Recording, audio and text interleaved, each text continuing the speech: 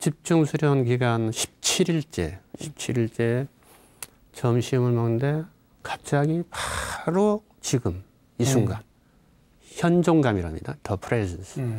현종감이 쫙 체험이 되지. 그리고 바로 지금 여기라는 그 현종감이 체험이 되면서 지금까지 그런 눈물을 내가 경험을 해본 적이 없어요. 느끼는 한마디 그냥 술술술 눈물이 이제 한 2~3시간을 흘러내렸는데 주변에서는 아무도 모르죠. 그냥 조용히 이제 밥 먹고 있는 줄 알죠. 느껴져. 그런데 밥 먹고 나서 조용히 이제 센터로 들어와서까지 2시간이 멈추질 않더라고요. 그러면서 온 몸과 마음이 정화되는 느낌. 완전히 백지처럼 순수한 의식으로 정화되는 느낌. 심신이 완전히 경안이라고 하죠. 네. 가볍고 마음은 지극히 고요하고 편안하고 그리고 온 몸과 마음의 모든 찌꺼기나 불순물이 전부 빠져버리는 그런 체험을 했습니다. 그러면서 그 며칠 사이에 지금까지 배웠던 불교가 전부 통합이 돼서 불교라는 집이 한 채가, 건물 한 채가 탁 서는 느낌을 받았어요. 그 체험은 정말 체험해보지 않은 분은 모를 겁니다. 그 감동, 그 감격. 그런 체험을 해서 정말 어둠의 극한 터널에서, 빛이 안 보이는 터널에서 광명의 세계로 일약 도약을 했습니다. 아우, 진짜. 아우, 난 눈물 나. BTN 신행 이야기 가피 목종입니다. 안녕하세요. 선우영입니다. 내 인생이 내 맘대로 되지 않을 때 참 많으시죠. 이거 내 얘긴데? 라고 생각하시는 분들 많을 겁니다.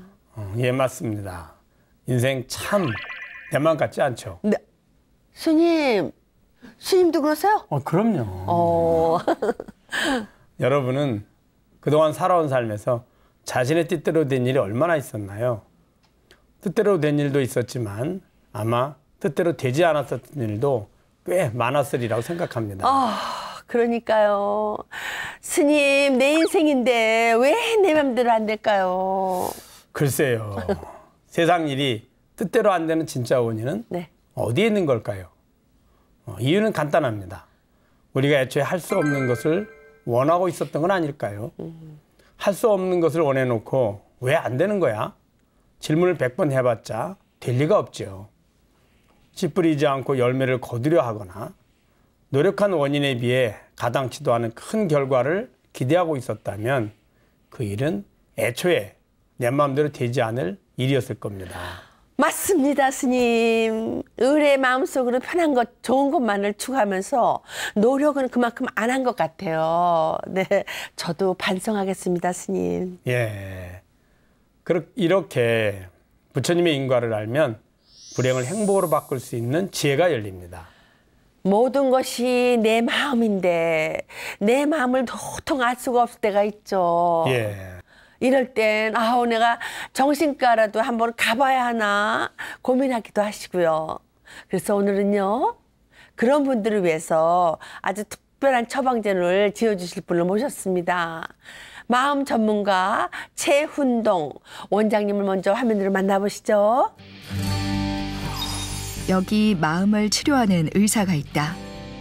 서울대 의대 외래 교수이자 한별정신병원장 운강 최훈동. 병원 개원하자 외환 위기, 부도에 물려 자살 생각까지 자신의 삶에서 마주친 고통을 명상 수행을 통해 극복한 사연. 현대 심리치료에 명상 수행을 융합한 숙고 명상의 전문가. 최훈동 원장의 인생 풀스토리. 그 특별한 가피담이 지금 시작됩니다. 네, 서울대 교수님이시기도 하고요. 병원 원장님이시기도 하고요. 법사님이기도 하시고요. 우리 어떤 호칭을 부를까요? 여쭤보시죠. 뭐로 부를까요? 그냥 원장님으로 해주세요. 네. 인사 한 말씀 해주세요. 네, 반갑습니다. 이렇게 뵙게 돼서 아주 기쁘고요. 제가 한 7년 전에 숙고 명상이라는 주제를 처음으로 이 BTN에서 소개한 바가 있습니다. 다시 초대해 주셔서 대단히 감사합니다. 네. 정말 대학 등 여기저기서 강의하랴, 명상 지도하랴 정말 바쁘시겠어요. 하루 일과가 보통 어떻게 되세요? 뭐 새벽에 눈 뜨면 예. 잠깐 명상 들어갔다가 시상이 떠오르면 글을 좀 씁니다. 그러다가 또 뭐 졸리면 한숨 더 자기도 하고요. 네. 뭐 일과가 바쁘면 그대로 지내다가 낮에 또 한숨 자고 그렇게 해서 뭐 저녁을 또 이루고 그렇습니다. 아, 정말 좋으시겠어요. 네. 그게. 네. 정말 바쁘실 것 같아요. 네. 최은동 원장님이 어떤 분일까 궁금하실 텐데 이런 글이 있더라고요. 새벽 4시경이면 어김없이 일어나 글쓰기와 명상을 즐기지만 낮에는 휴대전화를 어디에 놔뒀는지 잊어버리고 난감해하는 사람. 와, 인간적이십니다. 네, 진짜요. 제가 잘 까먹습니다. 네. 저는 그냥 휴대전화가 내 오피스인데, 사무실인데. 네, 최은동 원장님 하면요. 서울대 의대 재학 시절부터 불교와 명상 수행 등을 통해서요. 마음을 탐구해 오시는 분으로 참 널리 알려져 있더라고요.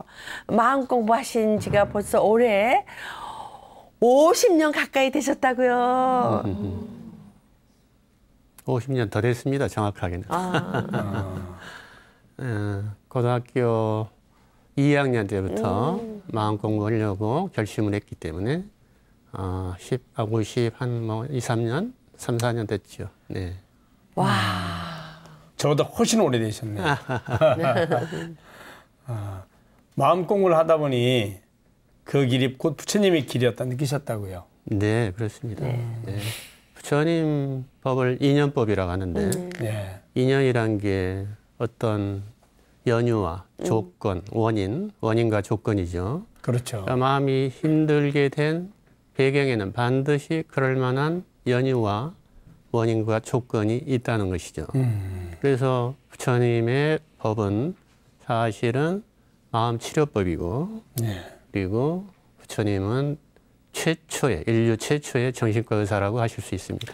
네. 맞습니다. 와. 이제 우리들이 이제 평가할 때는 이제 부처님을 인류 최초의 깨달으신 분이고 그리고 우리를 생사윤회 고통으로부터 건져주실 분이다. 이렇게 이제 말씀하시는데 인류 최초의 정신과 의사시다. 진짜 대단하시죠. 또 다른 시각으로 보시네요. 네. 예.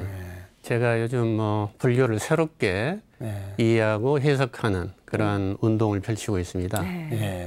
네이버 밴드에도 휴엔심이라고 불교 새롭게 배우기 방을 개설해서 운영하고 있는데요. 부처님을 대의왕이라고 하시잖아요. 대의왕에서 그 의사는 몸을 다루는 의사를 의미하지 않았습니다. 부처님은 정신과 의사셨죠. 부처님이 눈이 아프시거나 어디 외과적인 치료를 받으실 때는 기타라는 유명한 의사에게 치료를 받으셨기 때문에 또 외면적으로는 전륜성황의 길이 보장되어 있었음에도 불구하고 사문의 길을 선택하지 않았습니까? 사문의 길이 무엇입니까? 곧 내면 탐구, 마음 공부의 길을 선택하신 거죠. 외면 세계를, 외부 세계를 통치하는 것보다 내면 세계, 즉 마음을 통치하고 정복하는 게 가장 수승한 길이다 하고 부처님은 판단하신 거죠. 그러기 때문에 부처님은 사실 생사를 초월한다 이것은 너무 호황되고 우리 일반인들에게 잘 와닿지 않습니다. 삶 속에서 만나는 애환들 그리고 수많은 고난들 그리고 거기서 따르는 여러 가지 마음의 고통을 외부적인 환경을 고치는 게 아니라 자신의 내면을 돌아보고 내면에서 그 고통이 어떻게 발생했는지를 정확하게 명상을 통해서 정밀하게 탐구해서 그 원인을 제거해버리는 즉 마음 치료법을 부처님께서 깨달으신 것이죠. 우리 박수해야 돼요.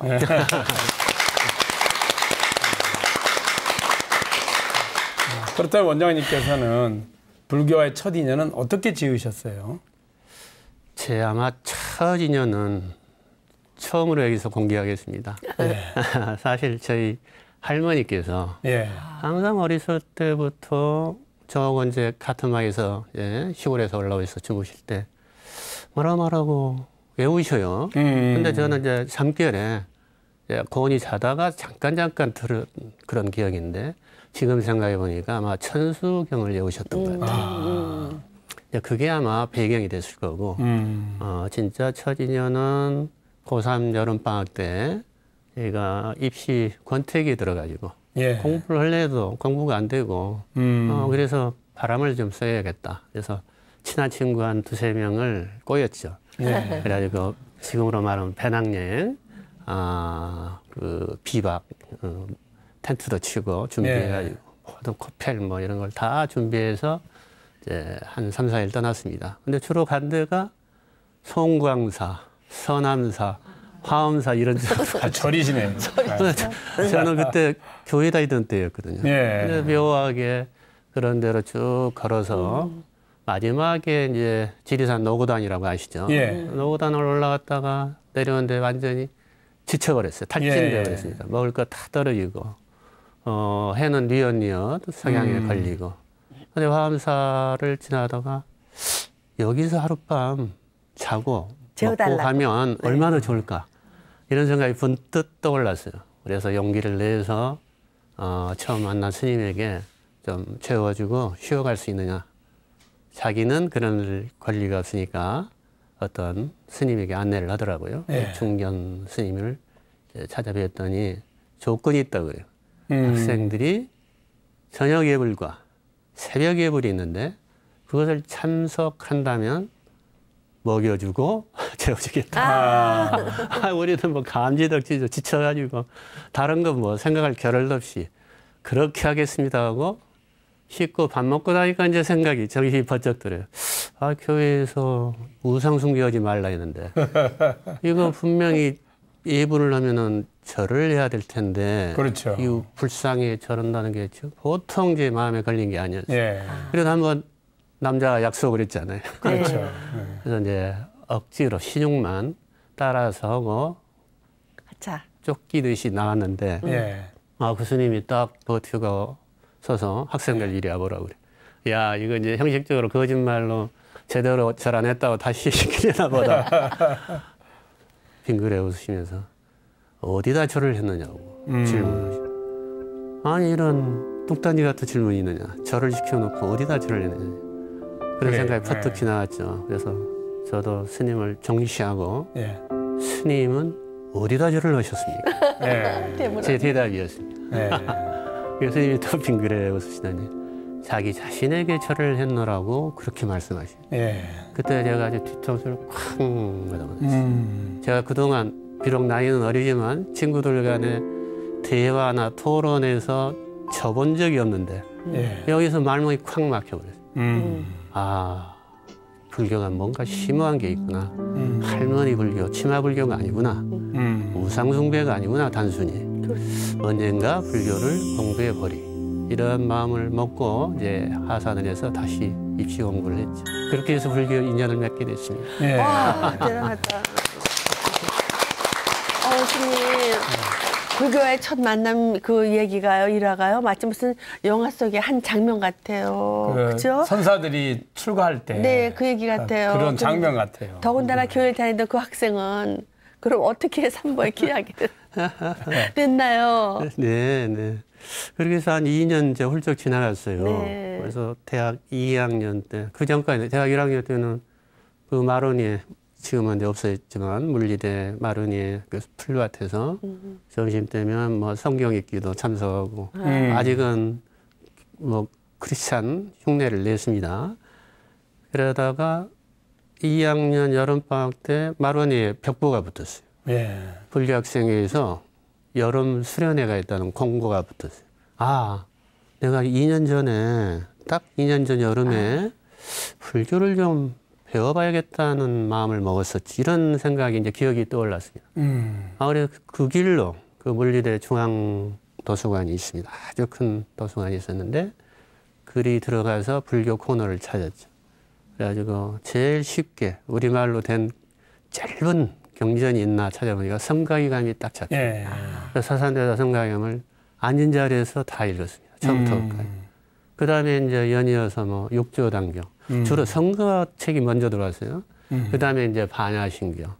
그리고 불교성전 한글로 된 그런 이제 글들을 읽고 나서 수련대회를 참석했죠. 그래서 그동안은 중학교, 고등학교 때 가톨릭 성당 교리 공부도 많이 했고 또 교회 부흥회도 많이 참석해서 나름 약간 성직자 목사나 사제가 되라는 권유를 많이 받았는데 그때마다 내가 영세나 세례를 다음에 받겠다고 고사했어요. 왜냐하면은 다 좋은데 하나님에게 걸렸어요. 하나님을 무조건 믿으라는데 그게 제 성질에 용납이 안 됐습니다. 제가 스스로 마음을 열고 이거 믿어야지 억지로 믿을 수는 없다. 그런 찰나에 월정사에서 여름 수련회를 일주일 했는데 네. 그때 끝나고 연비를 가더라고요 해요. 그럼요. 근데 그때는 제가 스스럼 없이 제 뜻대로 소개를 받았습니다. 왜냐하면 일주일 동안 경험이 너무 좋고 그동안 제가 궁금해했던 그 하나님이나 이런 부분이 불교의 법문에서 완전히 공명이 돼서 쉽게 제게 마음에 다가왔거든요. 그래서 누가 시키지도 않았는데 연비를 스스로 받았습니다. 그렇게 해서 바로 그게 인연이었던 것 같아요. 네. 그런데 이분이 뭘 하면 아주 그냥 끝장을 보는 성미인가 봐요. 소개받은 후에 말뚝 신심이 생겨서요. 급기야 출가까지 감회했대요. 어떡하면서. 아이고. 그러셨어요? 네, 한때 이제 도저히 그 의대 공부가 막 외우는 공부고 제 적성이 안 맞아요. 정신과사가 되려고 사춘기 때 이제 법대에서 의대로 전과는 했지만 이 정신과사 공부와는 다른 외우는 과목이 대부분이었습니다. 네. 외워서 막 쓰고 외워서 시험 보고 그게 아주 넌더리가 나서 아이고 내가 잘못했다. 네, 다시 이 마음 공부를 내가 하려고 사실은 왔는데 출가를 한번 해봐야겠다. 1년 쉬는 틈을 이용해서 출가를 결심하고 동해안 암자를 찾아갔지요. 네. 예, 네. 그런데요, 또 마음의 홍역을 크게 앓고 이제 난 정신과 의사가 되리라 결심도 했다고요. 네, 네. 요새 중2병이라고 알고 계시죠? 중2병인데 실제로 제가 중2병에 걸렸었습니다. 네. 중학교 2학년 1학기까지는 굉장히 공부를 잘했어요. 뭐 반에서 뭐 1등하고 뭐 그랬었는데 중학교 2학년 때 갑자기 어느 날 공부는 왜 하는가? 왜 사는가? 나는 도대체 누구인가? 이런 이제 그 질문이, 의문이 한번 마음속에서 피어올랐어요. 이 의문이 발생을 하니까 제가 아까도 좀 독해박한 성질이 있다 그랬죠. 그 의문이 해소되기 전에 또 공부를 할 수가 없더라고요. 그래서 하는 일이 학교는 뭐 그냥 통학은 정시에 했지만 수업을 이제 안 듣고 도서관에 가서 책을 일주일에 한 권씩 빌려서 책을 쭉 읽는 작업을 한 2년 가까이 했어요. 결론이 나올 때까지. 근데 책은 어디에서도 대답이 안 나오고 누가 뭐 가르쳐주는 선생님도 없고. 그런데 어느 날 고등학교 1학년 후반부에 이렇게 마음을 힘들어하고 그리고 방황하는 사람들이 많을 텐데 이 공부를 하면 되지 않겠느냐. 이런 분들을 위해서 뭔가 도움을 줄 수 있는 그러한 역량을 키우는 공부. 딱 이런 생각이 떠오르더라고요. 그러자마자 빛이 생겼어요. 그동안 얻어가지고 모든 게 똑같이 총천연색, 회색, 총천연색이 이 예부사상이 완전히 회색빛으로 보였거든요. 암울하고 정말로 빛이 없었습니다. 그런데 그 생각이 떠오르자마자, 성광처럼 떠오르자마자 이거다. 이 공부를 하면 되겠다. 그래서 이제 공부의 목표가 생기고 인생의 목표가 생기죠. 그래서 빛이 생기고 다시 열심히 공부해서 대학에 진학해서 지금 이 자리에 서게 됐습니다. 네. 네. 제가 보면 이제 그 중2 때 대부분 그때 이제 그런 마음이 들면 출가하거든요. 그래요, 스님? 그럼요. 그 다음에 이제 또 고3 때. 네. 근데 그런 인연이 있으면 또 출가하게 됩니다. 예. 또 대학교 때 또 실제로 이제 그 유발상들 가셨잖아요. 네. 거의 이 정도면 거의 100%인데. 예. 참으로 안타깝습니다. 아니 옷 입은 스님. 그때만에 출가하셨더라면 대단한 종단에서 아주 종단. 훌륭한 네, 수행자 되셨어요. 회장님. 종단. 안타깝습니다. 네네. 제가 드리는 말씀이고요. 사춘기 때 세운 뜻으로 서울대 의대를 가서 정신과 의사가 되셨네요. 그런데 막상 병원 운영은 마음처럼 쉽지 않았다면서요. 네. 서울에서 이제 의원급 할 때는 예. 뜻대로 됐습니다. 그래서 제가 보는 만큼 제 역량이 이제 힘에 붙일 정도로 환자분들이 많이 찾아오셔서 굉장히 감당할 수 없게 잘 됐지요. 네. 그런데 이제 그 사춘기 때 그 길거리에서 막 넉마를 입고 어슬렁거리는 정신과 환우분들을 보고 저분들이 거리의 천사라고 저희는 말합니다. 저분들은 가족도 있을 텐데 왜 저렇게 방치를 했을까? 저분들을 좀 도와야 될 텐데. 그런 생각을 그때 젊었을 때 했었죠. 어렸을 때. 그래서 그것을 또 상기하고 제가 저에게 한 약속이니까 제가 이 정도 내가 이렇게 잘 되고 잘 혼자 잘 살고 하는 선에서 멈추면 안 되겠다. 좀 더 널리 우리 정신과 환우분들 위해서 돕는 길이 뭘까 해서 이제 병원으로 이제 좀 격상을 시켰습니다. 그래서 이제 김포에 그 병원을 지었는데 IMF를 만났어요. 아유. 그래가지고 귀공식하고 일주일 만에 IMF가 딱 발표가 되더라고요. 그러면서 이제 그 건축비부터 해서 예상과 달리 굉장히 이제 적자를 보기 시작했죠. 그리고 병원은 규모가 있기 때문에 의원하고 달라서 나 혼자 열심히 한다고 되는 게 아니더라고요. 그렇죠. 기본 그 인원이 있고 기본적인 지출이 있는데 네. 처음에 한 2, 3년간 정상궤도에 도달할 때까지 그 적자를 정말 감당하기 어려웠어요. 그래서 그 당시에 잘 되던 중소병원들도 IMF 터지고 또 의약분업이라는 대사건이 있었는데 그 두 가지 사건 때문에 상당히 많은 병원들이 문을 닫았죠. 네. 부도가 나서. 근데 저는 아직 뭐 일어서지도 않은 상태에서 그런 두 가지 사건이 커다란 파도가 이제 저에게 덮쳤죠. 예. 그래서 이제 감당할 수 없는 이제 빚더미에 쌓였고 그래서 거의 뭐 죽음 직전까지 자살을 생각할 정도로 힘들었었죠. 네. 얼마나 그게 이제 힘들으셨으면 원래 치유를 하시자고 하셨는데 그래도 출발을 했고 그 길을 가시고 가시다가 본인 스스로가 거기에 얼마나 힘이 드셨으면 그런 마음까지 이렇게 먹으셨는지 좀 안타깝다는 생각이 들게 됩니다.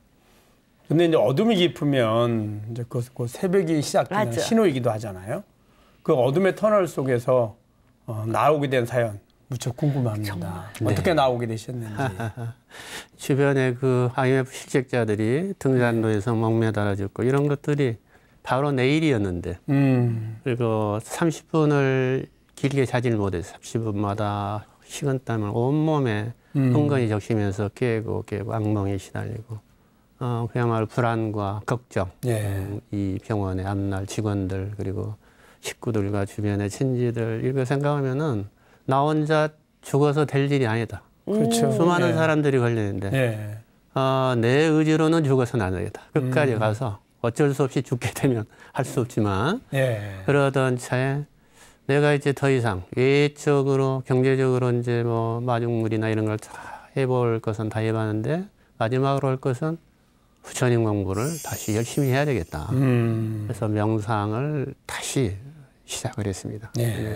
마치 그동안은 이제 간화선, 우리 대승불교 선법을 주로 수행했다면 2000년 이후는 이제 니카야가 번역되고 남방 그 상자부 전통의 수행인 이파사나 수행이 보급되기 시작할 때였습니다. 그래서 이파사나 명상과 니카야를 공부하기 시작했습니다. 그래서 집중적으로 이파사나 수행을 할 좋은 기회가 있어가지고 그때에 엄청난 체험을 했습니다. 그래서 제가 어둠에서 빛의 세계로 다시 한번 돌아오게 됐습니다.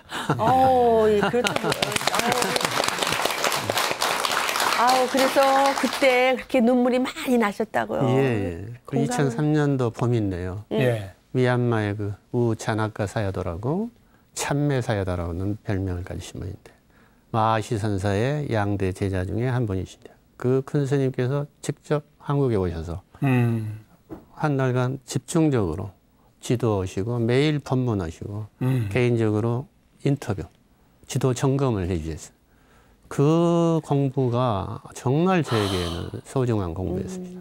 그동안도 이제 수십 년 대승불교나 니카야를 통해서 공부를 했지만, 그리고 아까도 말씀드렸지만 주력 공부까지 여러 가지를 다양하게 했지만 제 수준은 그 당시에 불교가 전부 석가래 따로, 추추돌 따로, 기둥 따로, 뭐 이런 식으로 기와장 따로 이렇게 이게 분열이 돼가지고 통합이 안 돼 있어요. 그래서 좀 혼선을 빚었던 시절입니다. 또 남방 불교까지 접하니 무엇이 옳은 건지 지금도 뭐 불교가 상당히 그런 수준인데 그 집중 수련 기간 17일째 점심을 먹는데 갑자기 바로 지금 이 순간 현종감이랍니다. The presence. 현종감이 쫙 체험이 되죠. 그리고 바로 지금 여기라는 그 현종감이 체험이 되면서 지금까지 그런 눈물을 내가 경험을 해본 적이 없어요. 흐느끼는 한마디 그냥 술술술 눈물이 이제 한 2-3시간을 흘러내렸는데 주변에서는 아무도 모르죠. 그냥 조용히 밥 먹고 있는 줄 알죠. 느껴져. 그런데 밥 먹고 나서 조용히 이제 센터로 들어와서까지 2시간이 멈추질 않더라고요. 그러면서 온 몸과 마음이 정화되는 느낌. 완전히 백지처럼 순수한 의식으로 정화되는 느낌. 심신이 완전히 경안이라고 하죠. 가볍고 마음은 지극히 고요하고 편안하고 그리고 온 몸과 마음의 모든 찌꺼기나 불순물이 전부 빠져버리는 그런 체험을 했습니다. 그러면서 그 며칠 사이에 지금까지 배웠던 불교가 전부 통합이 돼서 불교라는 집이 한 채가, 건물 한 채가 탁 서는 느낌을 받았어요. 그 체험은 정말 체험해보지 않은 분은 모를 겁니다. 그 감동, 그 감격. 그런 체험을 해서 정말 어둠의 극한 터널에서, 빛이 안 보이는 터널에서 광명의 세계로 일약 도약을 했습니다. 아우, 진짜. 나 눈물 나요, 정말 눈물. 근데 뭐 원장님하고 다른 고통이지만 다른 고통을 이겨내신 분들의 그 공감도가 굉장히 높을 거예요. 저하고 똑같을 것 같아요. 최은도 원장님은 실제로 자신의 삶에서 마주친 고통을 명상 수행으로 극복하신 거군요. 그렇습니다. 맞습니다. 가시에 찔린 분, 그런 분들 많잖아요. 그 가시가 얼마나 아픈가를 알 수 있는 법이죠. 그런데 원장님은 명상 수행뿐만 아니라요. 가나선부터 용맹 전지까지 불교적 수행을 참 많이 하셨어요. 그 과정을 통해서 정말 많은 걸 얻지 않았는가 싶어요. 좀 얘기해 주세요. 가나선은 처음에 대학 2학년 때 백봉 김기추 선생님이라고 부산의 보림선은 아주 큰 거사님이셨는데 그분이 항상 뭐 방학 되면은 한 열흘 정도 용맹정진 철야 참선을 하는데 정말 등 기대지도 못하게 하고 밤낮으로 이제 참선을 지도하기로 유명했던 분인데 거기도 좀 참석을 했고 그런데 이제 그분하고는 인연이 안 맞았나 하여튼 조금 마상거이라는 화두가 저에게 별로 의문도 안 일으켜지고 집중도 잘 안 되고 그래서 다음에 이제 찾아뵌 분이 구산 스님. 성광사의 방장 스님이셨던 그 삼일암에 주석하셨는데 삼일암으로 찾아뵀죠. 그래가지고 그 구산 스님께서 시신마 이 묵고 화두를 주셨어요. 이거다. 이거는 내가 중학교 2학년 때 나는 누구인가? 인생은 무엇인가? 뭐 때문에 공부하는가? 왜 사는가? 이거는 뭐 그냥 연결되니까 무슨 일이 있어도 이게 뭔가? 이게 뭔가 이렇게 질문이 바로 연결이 되어버리니까 아주 좋았어요. 그런 이제 화두선도 이렇게 열심히 했고 다란이 공부도 했고 또 이제 때로는 뭐 그 연문도 하고 이런 식으로 해서 북방 우리 불교의 전통은 나름대로 다 섭렵을 했는데 그래도 이제 완전히 아까 같이 이렇게 대전환은 이제 경험을 못했어요. 의무는 좀 사라졌었는데 네. 화두의 의무는 사라졌는데 그래도 아주 뒤바뀐다는 느낌은 없었는데 아까 그 2003년도 그때 집중 그 지도 점검 때 아주 뒤바뀐 경험을 한 후로는 이제 대승 소승 가릴 것도 없고 예. 남방 북방의 차이도 없고 선과 교가 차이가 없고 그래서 이제 제 나름대로 이제 조그만 명상센터를 개설해서 2003년부터 지금까지 회원 위주로 운영을 해오고 환우분들도 이제 명상 치료를 하고 또 정신과 의사들에게 명상을 좀 가르치고 이런 일을 하고 있는데 이것만으로는 안 되겠다. 불교를 현대적으로 좀 새롭게 해석하고 써야 되는데 그동안 마지막으로 나온 논서가 대승기실론 수준인 것 같아요. 그건 이제 훈구학이라고 해요. 천여년 전 여러 스승님들의 작품을 계속 재해석하는 수준에 불과하고 있다. 지금 무려 이제 현대과학, 양자역학이나 천문학 이런 것들이 개발된 그리고 심리학도 심층 심리학까지 이렇게 발전된 현대에 이르러서는 부처님 말씀을 새롭게 각색을 하고 현대인들에게 또 젊은이들에게 알릴 필요가 있겠다. 그래서 불교를 좀 쉽게 새로 해석해야겠다. 생사를 초월한다. 멋지게 보이지만 사실은 그런 의미가 아닙니다. 네. 태어나고 죽는 그 사이에 우리가 살고 있는 가운데 수많은 애환들이 있지 않습니까? 수많은 파도들. 그렇죠. 그때마다 그 힘들어하는 우리 인간들 있잖아요. 네. 그것을 낱낱이 어루만지고 해결해 줘야지. 그냥 생사를 초월한다. 이 관념적으로, 추상적으로. 이거는 뭐 우주 공간에 어떻게 이런 이제 신비한 이제 그 불교를 너무 이렇게 식격화시키고 대중과 괴리시키고 불교 전문가 아니면 아주 스승한 도인 아니면 몇몇 사람 아니면 불교의 정수는 접할 수도 없다. 너희들은 그냥 믿고 따르고 경배만 해라. 이런 가르침이었을까 정말 부처님이. 근데 부처님 당시에는 부처님 설법을 들으면 그 자리에서 막 깨치고 깨닫고 이렇게 변환이 일어나고 삶이 바뀌고 이런 그 소식들이 많은데 그것은 아니다. 그래서 조금 너무 추상적이고 이렇게 장식화된 것들을 다 걷어내고 정말로 삶의 그냥 현장에서 삶 속으로 파고드는 생생한 가르침으로 다시 재탄생시키는 그러한 작업이 절실하다고 저는 생각하고 그 작업을 하고 있습니다. 네, 감사합니다. 굳이 어렵게 찾지 않아도 우리 주변에는 마음이 아픈 분들이 참 많습니다. 그런 분들에게 가장 먼저 무엇을 권하고 싶으신지. 가성비가 제일 높은 게 명상입니다. 예. 힘드실 때는 당연히 이제 심리 상담도 받으셔야 되고 또 잠 못 자고 괴롭고 우울하고 감정 조절이 안 되고 이럴 때는 정신건강의학과를 찾아서 약도 처방을 받아야 됩니다. 예. 그러나 그것으로 만족하지 못할 때 이제 마지막으로 마음 공부의 문을 두들기라고 권해드리고 있습니다.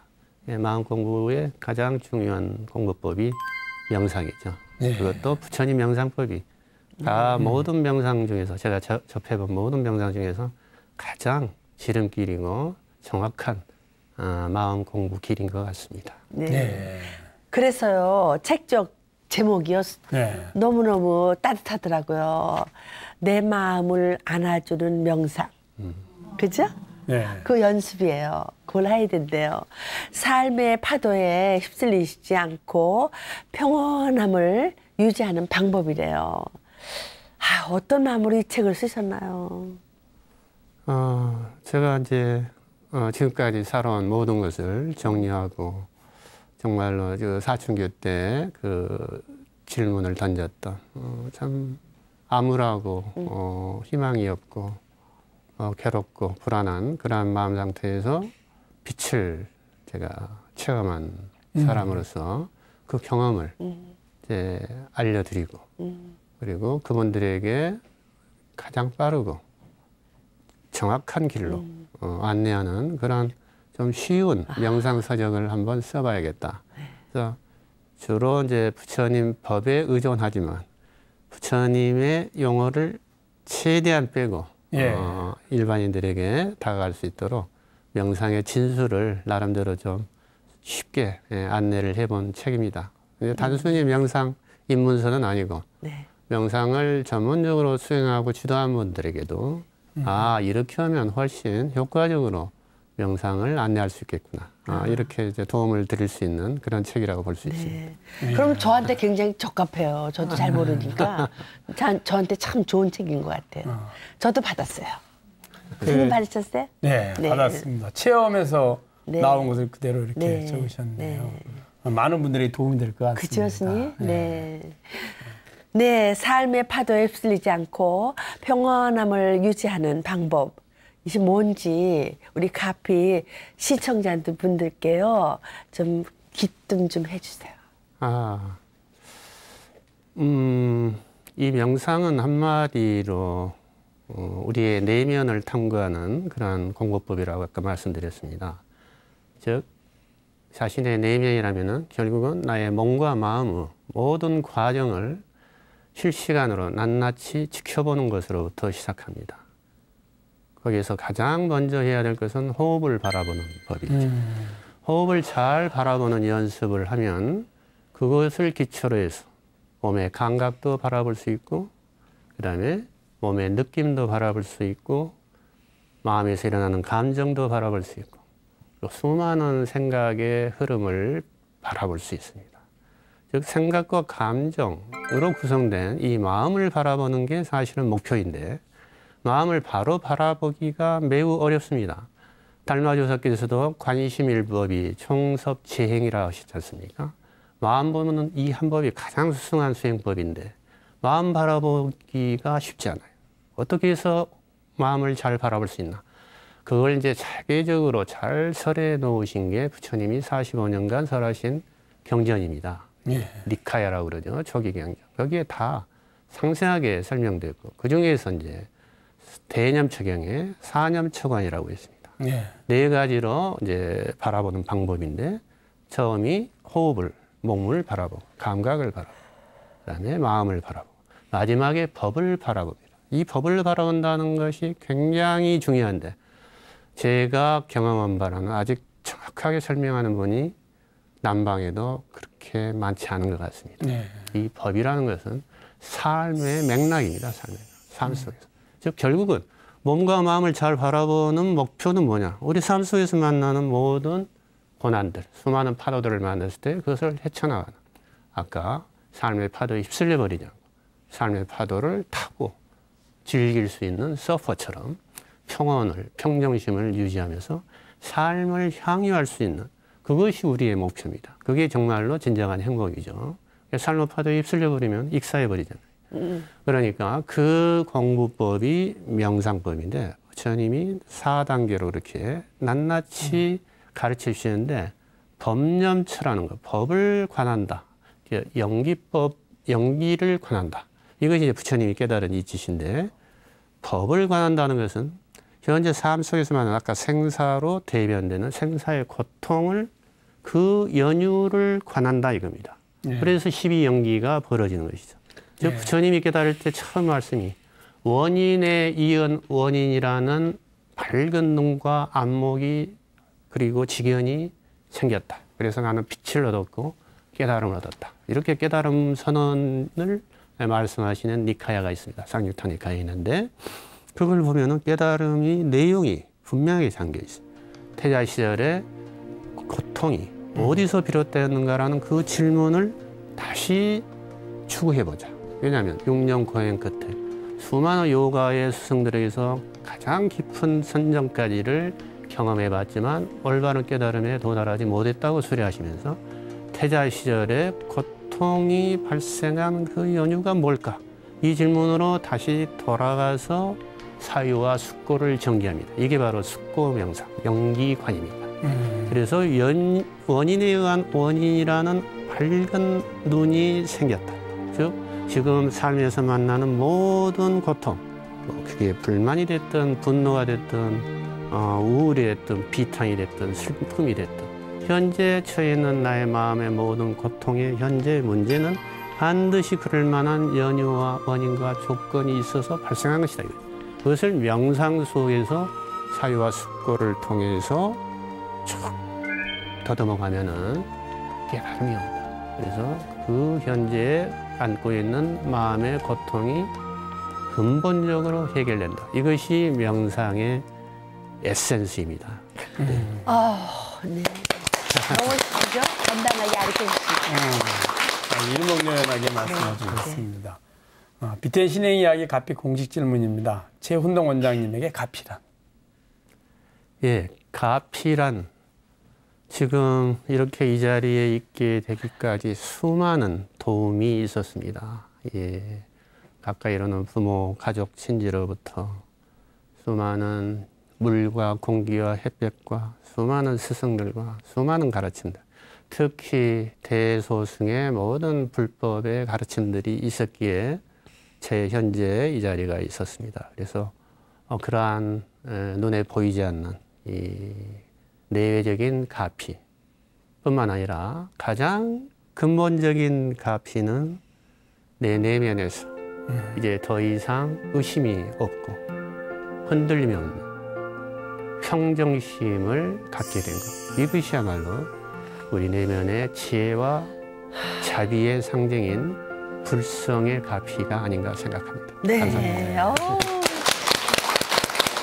정말 최고의 가피를 말씀해 주시네요. 네. 스님, 오늘 최훈동 원장님과 만남 어떠셨어요? 그야말로 네. 지혜의 향기가 가득한 만남이었습니다. 네.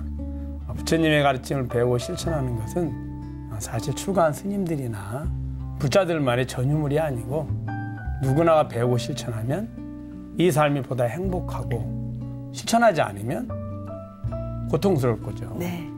나아가 우리 중생들의 가장 큰 고통인 행로병사의 윤회로부터 완전하게 벗어날 수 있는 것이 바로 부처님의 가르침입니다. 그래서 부처님의 지혜를 안욕따라 삼맥삼보리, 즉 부상정등정각, 최고의 바르고 평등한 바른 깨달음이라고 하셨거든요. 이 삶 속에서 부처님의 지혜를 바르게 배우고 실천해서 바른 지혜로 중생들의 어리석은 질병을 치유해 주시는 최훈동 원장님. 이 시대의 대승보살의 모습 같습니다. 더욱 건강하시고 모든 원력 성취하시길 바라드립니다. 네. 감사합니다. 네, 그리고요, 끝으로요, 우리 불자님들에게 따뜻한, 진중한 조언 한 말씀 부탁드릴게요. 우리 불자님들은 이미 완벽한 존재입니다. 생사의 유한한 그 파도 속에서 출몰하고 있지만 이미 우리 내면에는 부처님의 지혜와 자비를 완벽하게 갖춘 우리의 불성, 참 주인공이 있습니다. 그 불성이 깨어나게 돕는 작업이 명상이고 마음 공부죠. 그래서 우리 부처님의 마음 공부법을 정확하게 배우셔서 우리 불자 모두 불성으로 참 주인공으로 거듭 태어나시는 체험을 하시기를 기원해 드리겠습니다. 네. 정말 원장님 말씀 감사합니다. 그리고 지금까지 함께해 주셔서 정말 고맙습니다.